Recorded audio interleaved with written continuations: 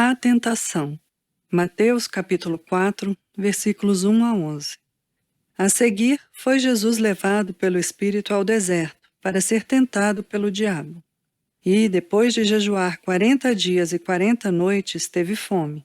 Então o tentador, aproximando-se, lhe disse: Se és filho de Deus, manda que essas pedras se transformem em pães. Jesus, porém, respondeu: Está escrito: Nem só de pão viverá o homem, mas de toda a palavra que procede da boca de Deus. Então o diabo levou a cidade santa, colocou-o sobre o pináculo do templo e lhe disse: Se és filho de Deus, atira-te abaixo, porque está escrito: Aos seus anjos ordenará a teu respeito que te guardem, e eles te susterão nas suas mãos para não tropeçares em alguma pedra. Respondeu-lhe Jesus: Também está escrito: Não tentarás o Senhor teu Deus. Levou-o ainda o diabo a um monte muito alto, mostrou-lhe todos os reinos do mundo e a glória deles, e lhe disse: Tudo isso te darei, se prostrado me adorares. Então Jesus lhe ordenou: Retira-te, Satanás, porque está escrito: Ao Senhor teu Deus adorarás, e só a ele darás culto. Com isso, o deixou o diabo, e eis que vieram anjos e o serviram.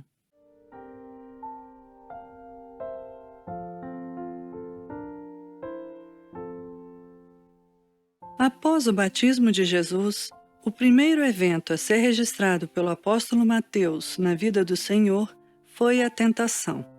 Trata-se de um assunto profundo e envolto em mistério.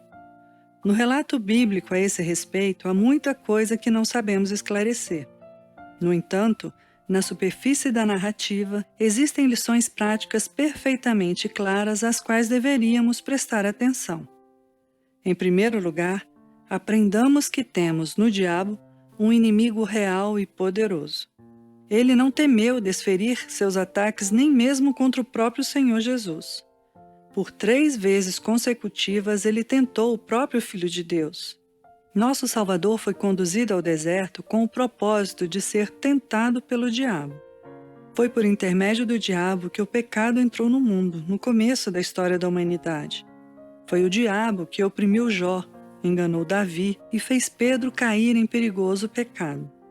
A Bíblia intitula o diabo de homicida, mentiroso e leão que ruge. Aquele que é o adversário de nossas almas nunca dorme nem cochila. É ele que por cerca de 6.000 anos vem realizando uma única obra nefanda: arruinar homens e mulheres, lançando-os no inferno. Ele é um ser cuja sutileza e astúcia ultrapassam toda a compreensão humana, de tal maneira que, com frequência, parece ser um anjo de luz. 2 Coríntios 11:14. Cumpre-nos vigiar e orar diariamente acerca dos perversos estratagemas do diabo. Não existe inimigo pior do que aquele que nunca pode ser visto e que nunca morre, que está sempre perto de nós onde quer que nos encontremos e que vai conosco aonde quer que formos. Também não é coisa de pouca importância a maneira leviana e até humorística com que os homens se referem de forma geral ao diabo. Lembremo-nos a cada dia que, se quisermos ser salvos, não somente teremos de crucificar a carne e vencer o mundo, como também teremos de fazer conforme as Escrituras nos recomendam. Abre aspas, resistir ao diabo. Fecha aspas. Tiago 4:7. Em seguida, aprendamos que não devemos enfrentar a tentação como se fosse uma coisa estranha. Abre aspas. Não é o servo maior do que o seu senhor. Fecha aspas. João 15:20. Se Satanás atacou o próprio Jesus Cristo, então, sem dúvida, também atacará os crentes. Como seria bom para todos os crentes se eles se lembrassem dessa realidade. No entanto, frequentemente tendemos a esquecer isso. Com frequência, os crentes detectam maus pensamentos em suas mentes que eles poderiam afirmar que odeiam. Dúvidas, indagações e uma pecaminosa imaginação são coisas que lhes são sugeridas, contra o que todo o seu homem interior se revolta. Não devem permitir, contudo, que essas coisas destruam sua paz e os furtem de suas consolações. É necessário lembrar que o diabo existe, e não deveriam surpreender-se ao descobrir que Ele está sempre bem perto deles. Ser vítima das tentações ainda não é incorrer em pecado. Pecamos somente quando cedemos diante das tentações, dando lugar ao pecado em nossos corações, algo que muito deveríamos temer. Convém aprendermos em seguida que a principal arma que devemos usar para resistir a Satanás é a Bíblia. Por nada menos do que 3 vezes, o grande adversário de nossas almas apresentou tentações diante de nosso Senhor. Por 3 vezes, o oferecimento diabólico foi repelido, sempre mediante o emprego de algum texto bíblico como motivação. Abre aspas, está escrito. Fecha aspas. Essa é apenas uma das muitas razões para sermos leitores diligentes das Sagradas Escrituras. A palavra de Deus é a espada do Espírito. Efésios 6,17. Jamais estaremos combatendo como convém ao crente enquanto não estivermos usando a Bíblia como nossa principal arma de ataque e defesa. A palavra de Deus também é lâmpada para nossos pés. Jamais nos conservaremos no elevado caminho do Rei, que leva ao céu, se não estivermos andando iluminados por essa luz. Com toda a razão, podemos temer que entre os crentes a Bíblia não é lida de modo suficiente. Não basta possuirmos as Escrituras. É necessário lê-las e orar a respeito de nós mesmos. A Bíblia não nos fará bem algum se tão somente ficar guardada em nossos lares. Antes, precisamos estar familiarizados com o conteúdo das Escrituras, com o seu texto armazenado em nossa mente e em nossa memória. O conhecimento bíblico nunca pode ser adquirido por mera intuição. Tal conhecimento só pode ser adquirido mediante a leitura regular, trabalhosa, diária, atenta e desperta. Queixamo-nos do tempo e do trabalho que isso nos custa? Se assim estivermos fazendo, então será sinal de que ainda não estamos aptos ao reino de Deus. Em último lugar, devemos aprender quanto nosso Senhor Jesus Cristo é um Salvador que simpatiza conosco.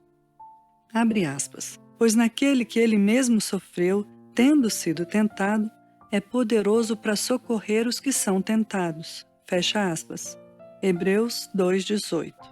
A simpatia de Jesus por nós é uma verdade que deveria ser particularmente valorizada por todos os crentes.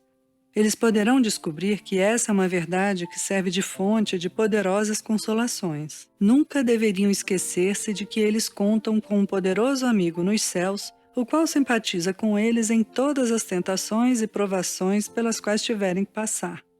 Ele sente, juntamente com eles, suas ansiedades espirituais. Os crentes são tentados por Satanás a desconfiar da bondade e dos cuidados de Deus por eles? Jesus também foi tentado desse modo. São tentados à presunção em relação à misericórdia divina, arriscando-se desnecessariamente sem garantias? Assim também Jesus foi tentado.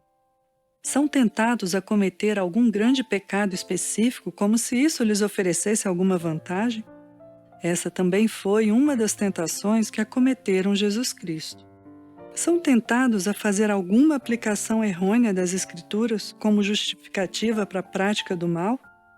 Outro tanto sucedeu a Jesus. Ele é exatamente o Salvador do qual aqueles que são tentados precisam. Por conseguinte, os crentes devem refugiar-se no Senhor, pedindo-lhe ajuda e expondo diante dele todas as suas dificuldades. Então, haverão de descobrir que ele está sempre preparado a simpatizar com eles. Jesus pode entender todas as suas tristezas. Seria bom se todos nós reconhecêssemos, em nossa própria experiência diária, quanto vale um Salvador cheio de simpatia. Não há nada que se lhe possa comparar nesse nosso mundo frio e enganador. Aqueles que buscam encontrar a felicidade nesse mundo e desprezam a religião revelada nas Escrituras, não fazem a mínima ideia do verdadeiro consolo que estão perdendo.